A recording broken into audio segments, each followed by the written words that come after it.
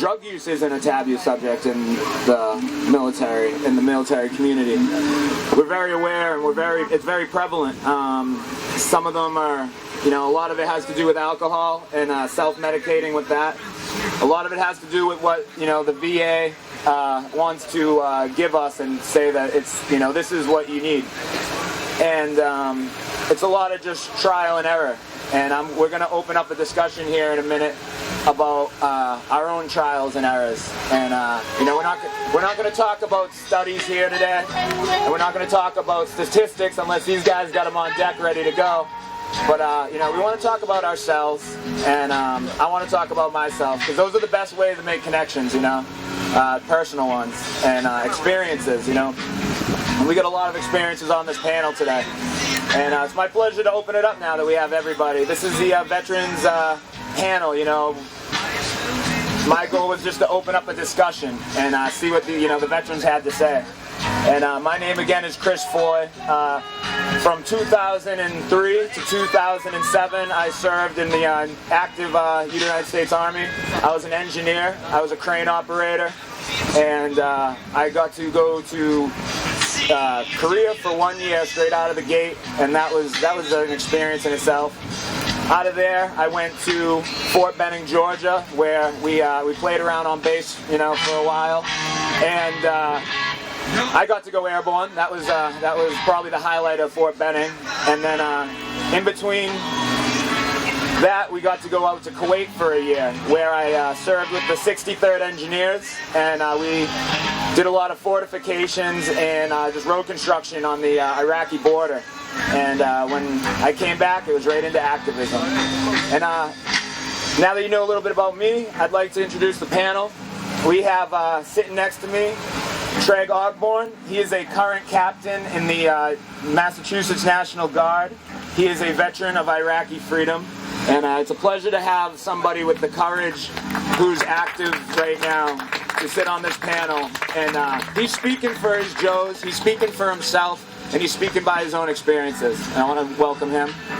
Next to him, we have John Kenney, somebody I was just introduced to, but through mutual just feelings and experiences, I felt like I met him right away. He is a former sergeant of the 82nd Airborne and Operation Enduring Freedom veteran. That's awesome. I didn't know he was airborne too. Welcome. Next to me is a pleasure to have here. I served with him in Kuwait in the 63rd Engineers. We were on the border together. We shot the shit together. We endured the boredom together. We endured the long hours of engineering together. And Briant Kane, drove up here from West Virginia to be here and experience the community of marijuana. Because it's not like this down in West Virginia, I assure you. And the culture shock was prevalent, but he's diving right in. And then at the end here, it's my pleasure to have Dr. Dhanabalan, the MD, Harvard, all these titles I don't even really know. MPH, FAAFP, formerly Family Medicine, Occupational and Environmental Medicine, Cannabis, Therapeutic Specialist. She knows her stuff. Will you pull that in closer, Uma? Awesome. Can you hear me now? Yes. Yeah?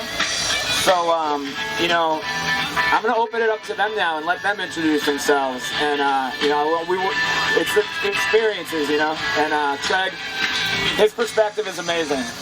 Little thing here.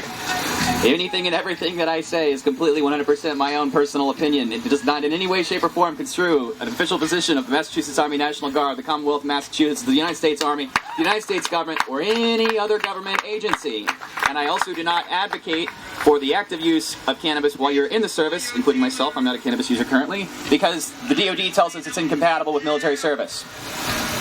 That being said, hi.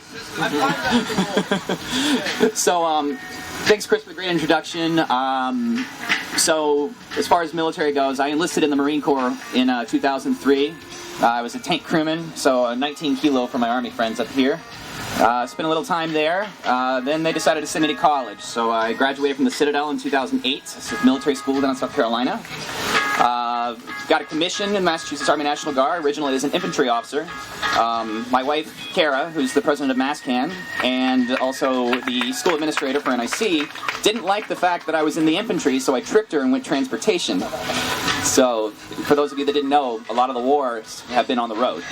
So, she was a little mad when she finally figured it out. So in 2010, I got my time in Iraq and Kuwait. I was a gun truck platoon leader. I had 54 men and women in combat. We were decisively engaged several times by indirect fire, small arms, as well as RPGs, rocket-propelled grenades, and artillery shells that they just decided to leave out on the side of the road for us.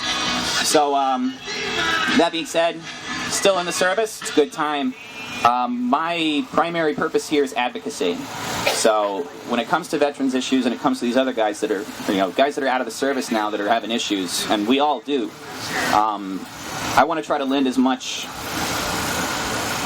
I want to lend a resume to something, because a lot of people have these incorrect beliefs that people that use cannabis, either medically or recreationally for that matter, are just bum, stoner, hippies or whatever, especially a lot of the folks that I come across.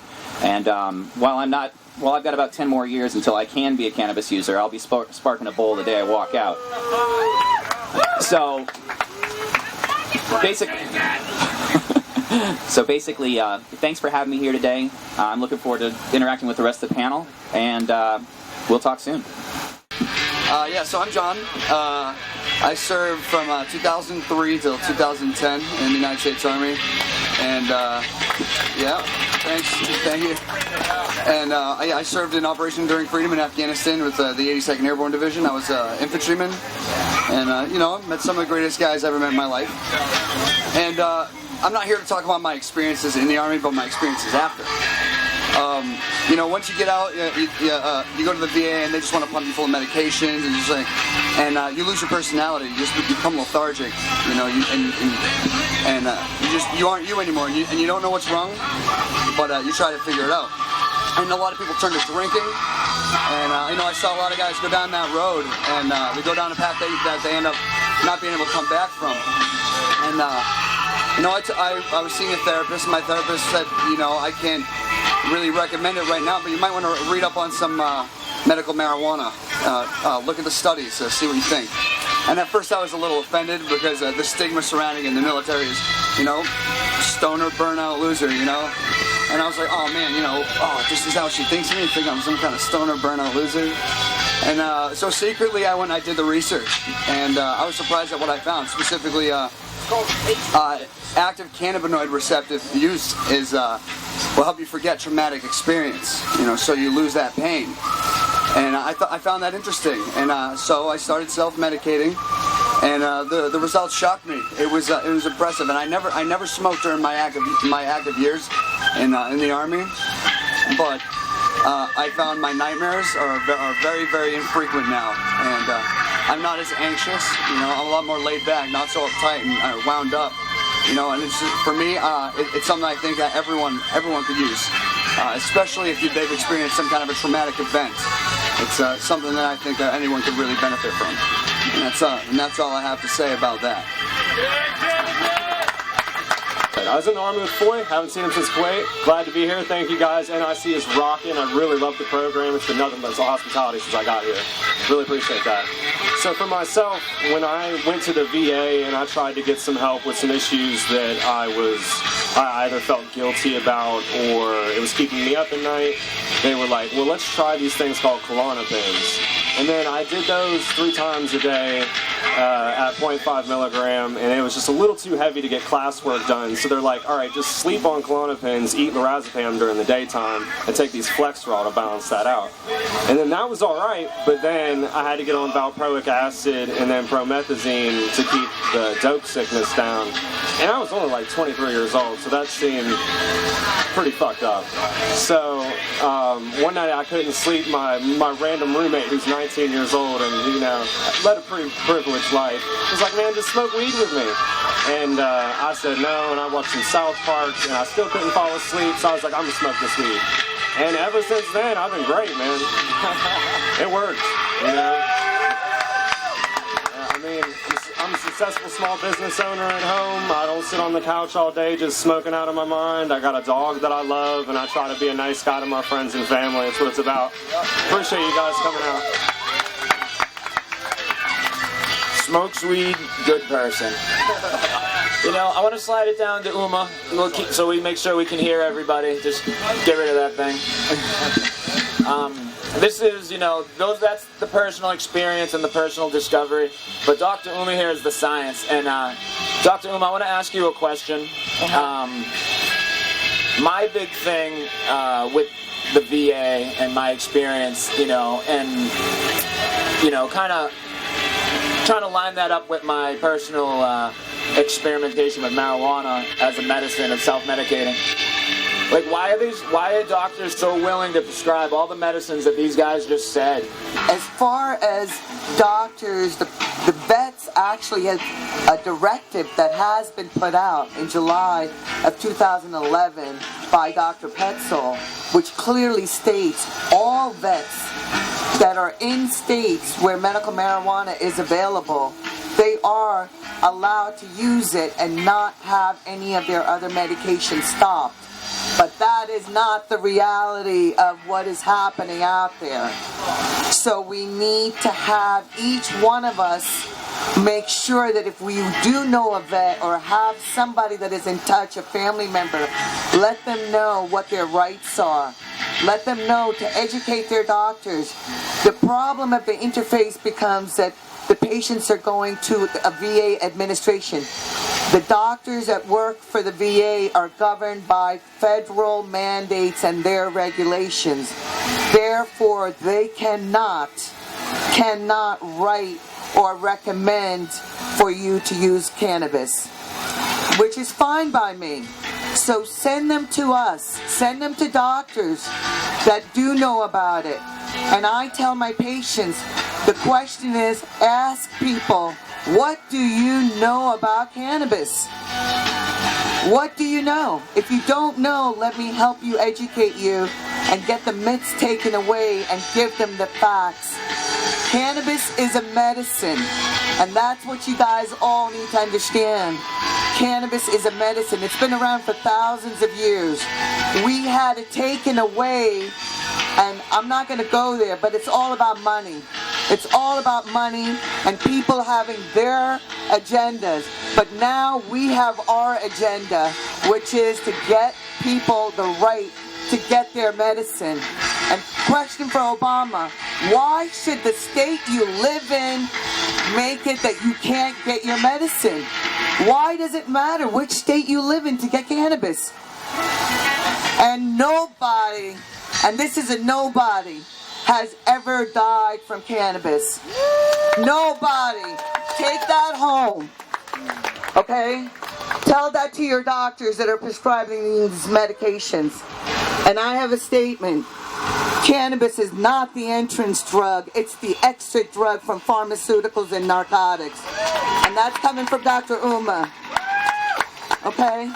So what I see with my patients are three groups of patients. Patients that had tried it years ago and now are hearing about it, reading about it, and saying, Dr. Uma, I want to be off my meds. I want to try this cannabis. Tell me about it. And therefore, they're coming to get the education. Then you have the patients that have been using it, and they are well-read and knowledgeable. And so those patients also have been self-medicating. So when people come and ask me, Dr. Uma, don't you think everybody's just using it for recreational purposes? My answer to them is they've been self-medicating for all these years. And they're alive. Unlike people that have died from pharmaceutical overdoses in combination with alcohol, which is legal. So that's where I'm coming from, and now I'm having the opportunity to work with a great group of people here with the Northeastern Institute of Cannabis and also a clinic called Uplifting Health and Wellness in Natick. I will be teaching a course there called Medical Marijuana. It's not just for patients, it's for any healthcare providers, it's for anybody that wants to get the knowledge so you can share with other people and healthcare providers. How do you think, it would benefit you as a commander if it was just an option for your Joes to maybe use that as a medicine as opposed to other things that they're given. So of course, I mean, thanks, Chris. Obviously, I have to take that as a hypothetical question. Yeah, hypothetically, this is like 6 or 7, 10 years from now, if if the atmosphere changes, how do you think that atmosphere would look?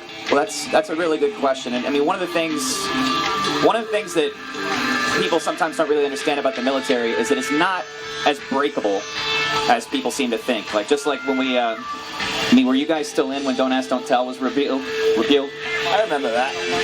Yeah.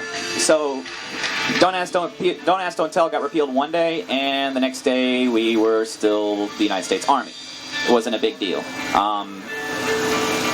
The other thing about the service is that it's typically a young person's game, meaning most of us are going to be in the millennial generation, born after 1982. Most of us that are in the service now have pretty much never known a time where the United States was not at some form of a conflict. So I personally don't really think it'd be that big deal, because speaking from my own perspective, I actually do have a 24-hour Effexor subscription, or prescription, through the Veterans Affairs Administration. After I came home, so as an officer in the military, I didn't necessarily have the same issues that enlisted guys have, because a lot of times enlisted guys don't have any control over their lives when they're in these crappy situations. They're bored, they have nothing to do, and then they just get told by some jerk-off that doesn't know what the hell he's doing to do what he's supposed to do. Guys like me. I didn't work for a living. It's pretty. No, I'm joking.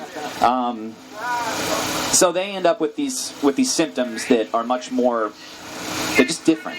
In my case, my problem comes from not big issues. I can handle the world crashing down around me. It's not a big deal. But, God damn it, Kara moved my cigarettes. Where the hell are my cigarettes? And I just lose it. So I end up having to go on Effexor, and it's not a big deal. What do I think it would look like in the service, hypothetically? It would look exactly like we look now.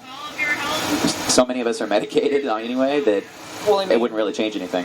Do you think it would alleviate a lot of the side effects that we have to deal with? I mean, how many soldiers do you think we lose from the self-medicating when they get back that maybe would stick it out in the military, or maybe they'd had a better go at it? Well, that's actually interesting, because just a couple months ago we actually had a soldier from the Massachusetts Army National Guard OD on heroin, self-medicating. So these issues do affect the military too, just like the rest of the South Shore and other areas where heroin's really bad. I think that it would help, most likely.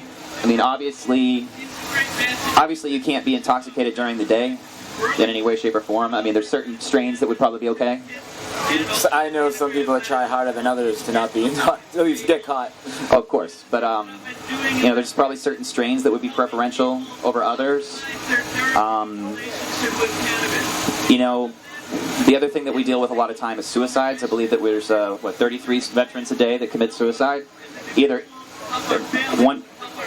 Yep, every Dr. Uma, one vet every 63 minutes kills themselves, takes their own life. And that's people that are in the service and out of the service. It's easier for us to keep the statistics on the guys that are still in, because we still own them. But once they get out and you lose them, they're gone. So I think the cannabis could be a very useful medication for troops. It doesn't have the side effects, and it's obviously not going to kill you. So that's basically what I'm thinking. Hypothetically, I think that would be a good, that would be good for the service. There's one other point that I want to make, and I may be simply speaking for myself and not on behalf of all vets. We're not sick. We're not broken. Veterans are not people to be pitied. We have issues that are different that people may or may not understand because they haven't seen it. It's just different. We're not broken. We want to live normal lives. We want to have jobs. We want to go to school. And we're not people to be pitied or feared. Okay? Just in case anybody was ever wondering. I think what you're saying there, is, something that I think of, because I had an experience myself when I was 18 years old. that really gave a lot of insight to me very young. I was dealing with a cancer patient who was dealing with severe OxyContin prescriptions and heavy dosages, and she ended up dying, passing out with a cigarette in her mouth, and the house went up in flames. And this was something that stuck with me very young, being 18 years old, and I experienced my PTSD experience, young. And then I went into the military with that, young, just cutting loose. Went to Korea, went to Georgia, went to Iraq, or went to Kuwait, and Kuwait was like really strange environment, as far as our capabilities of doing stuff. And I didn't actually end up getting that, the seeing the combat. It's funny how it's like a crapshoot in the military. We trained to go up to the Syrian border, and then when we landed in Kuwait, there was a unit a week ahead of us because they double booked the mission or something. I don't guess that's a thing. And we sat in Kuwait for 4 months until they tasked out all the engineers and sent us to work with Kane on the border. So it's so crazy how it's a crapshoot, and like one person's to the next experience is so different. But I came in with this severe anxiety and PTSD that didn't even come from the military, and that's one point I wanted to make on this panel too, is like, if this isn't PTSD and the benefits of it isn't just to the military, and I wanted to touch base on that. I think, John, I have a question for you, just because I really want to learn more about you. As you felt the stigma of, personally, of experimenting with, marijuana medically. Did you find support in your circles? Like, was it just a stigma that you felt, or did you feel like it actually came from outside sources? I think it's I think part of it, when you sign your contract saying you won't do it when you're active there, that stuck on my mind. Basically, I was like, I took an oath, and I take my word seriously. So I wasn't going to do it while I was active. But once I was out and I started experimenting and seeing the effects and seeing how it worked for me, at first I was a little embarrassed, I was a little ashamed, and then I started speaking to a couple of my buddies that were in with me, and shockingly, they were doing it too, and they were like, oh yeah, I know, I just don't really like to talk about it. I was like, and I think if more vets didn't have to feel that stigma was surrounding it, that they would talk about it and spread around more, I think it would reach some, and I think it might actually affect the numbers of suicides in veterans. I think it really could help. That absolutely. I mean, it wasn't a week that we were back. The third ID got back a little bit before us, and maybe like a month, and we had been supporting them in ammo supply drops, and they had already, I think, had like 1 or 2 deaths before they even got back. Sometimes it's just recklessness. Sometimes you just don't care, and you lose them that way too. And that coming back, I remember the experience of coming back, and they it's like kind of cover your own ass sort of thing, as far as is everybody okay? It's kind of a blanket kind of question. Maybe it gets busted down to squad level of asking the question of how you're feeling. Is everybody okay? Do you want to talk to somebody before you get off this plane and see your family? You're like, no, I don't want to talk to anybody before I get off this plane and see my family. And then they're released back into the general community of just glad to be home, and you don't know how to balance those feelings sometimes. And I've personally worked with a lot of vets, and I'm reiterating these feelings of theirs, and the similar ones that I felt when we had interesting experience in Kuwait, and I want to talk about this. We had a pretty good connection for marijuana in Kuwait, and there was moonshine there too, and we got the job done, huh? It wasn't anything. What do you think that environment in Kuwait was like? I want you to talk about that and how we actually, it was there. It didn't deteriorate the military. Well, to bring that to the table, to be honest, if I partook in that, I don't remember, but that might be because of all of the potentially radiator-distilled Kuwaiti moonshine we were drinking. That was a lot of moonshine. Maybe you didn't hit the joint when it was coming around. I mean, I was probably already passed out, honestly. I don't know, or I might have, and I just don't really remember because I was such an alcoholic. That's totally possible, you know, and marijuana is one of the things that took me away from alcoholism, so that's great for my liver, at least. Yeah, for sure. You know, being over there and some of the pills they would give you, I remember the heat being so overbearing, you couldn't you couldn't even take them. Like, and so we were just drinking moonshine and just hanging out, and it was really boring. It's surprising the boredom of the whole thing. Dr. Uma, I would love to hear any personal experiences you've had with vets, like specifically, and did you have to combat the conditioning? Like, did you had to re-educate them in any ways? Like, how do you go? What's the best way to go about re-educating somebody to the benefits of marijuana? I think first, giving them that there is a science behind cannabis. I've had the fortunate experience of working with several vets, and actually right now we're involved. I'm the principal investigator for a study that's being done for vets that are in a state where cannabis is available to them, and that they're using it, and that they meet the criteria for PTSD and that are not breastfeeding or pregnant. They can participate in this study, and it's an online study, vetsptsdstudy.org.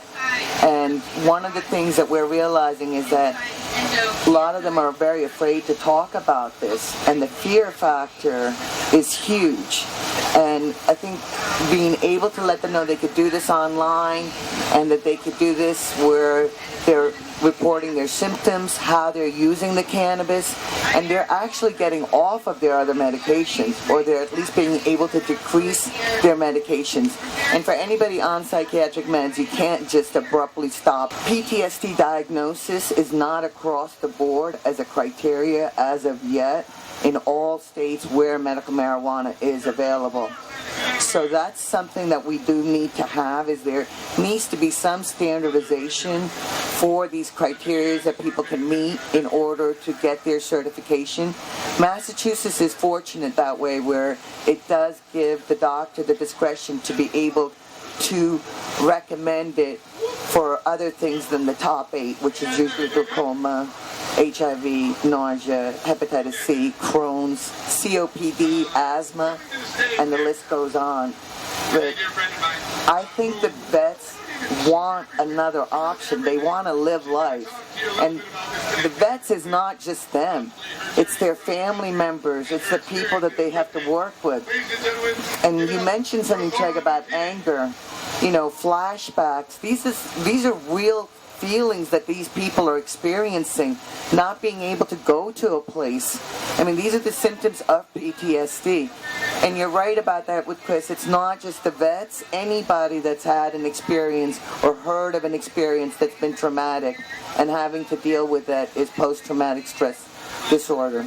And the vets need to keep speaking out like you're all doing right now and reach out to as many people, because it is an option, and they should have that, be able, and not have their other medications stopped. Thank you. It was, I love getting everybody up here. This was an idea that I just wanted to do, and everybody was instantly wanted to do it too. And one of the things we wanted to do was open it up to any questions if anybody might have.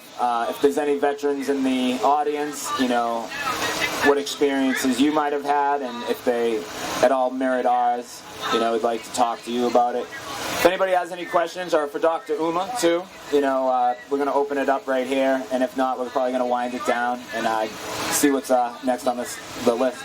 Anybody have any questions? My man. Come on up here, Mike. He's just saying thank you. Yeah, thank you, man. My military experience was very fulfilling in a way. I've used it to my advantage tremendously, and I made a lot of good friendships that I still have today. And it's great to see all these guys. We're all back here and we're doing it. If there aren't any other questions, we're going to get these guys out of here so we can go smoke. Mick. How can other people in the military who have family in the military work to make things better for you guys with cannabis is concerned? How can the military family and supporters help us in, was it how we're concerned? Where cannabis is. Where's cannabis is concerned. We're changing federal laws. We should be coming back. I'll take this one. Write your congressmen. Write your senators. Get politically involved. Speak out. Encourage your friends that are veterans to follow the rules, because the rules are what they are. You don't get to be, when you're in the service, you don't get to be an activist. So I've had to use certain weasel words here and there, but people that are outside the service, write your congressmen, write your senators, write your governors, turn up to vote, pay attention, be ready, especially in 2016 when the legalization initiative comes through Massachusetts. Get to the polls and be involved. Get registered to vote. Any closing statements, guys? You know, it was a pleasure having you here and discussing all of this. And I hope that, you know, these images, and you guys go and just talk about what you just saw. We'll be doing it again next year. You know, this is going to be a staple point at the rally, this tent, and, you know, these discussions. So I want to thank everybody for coming out.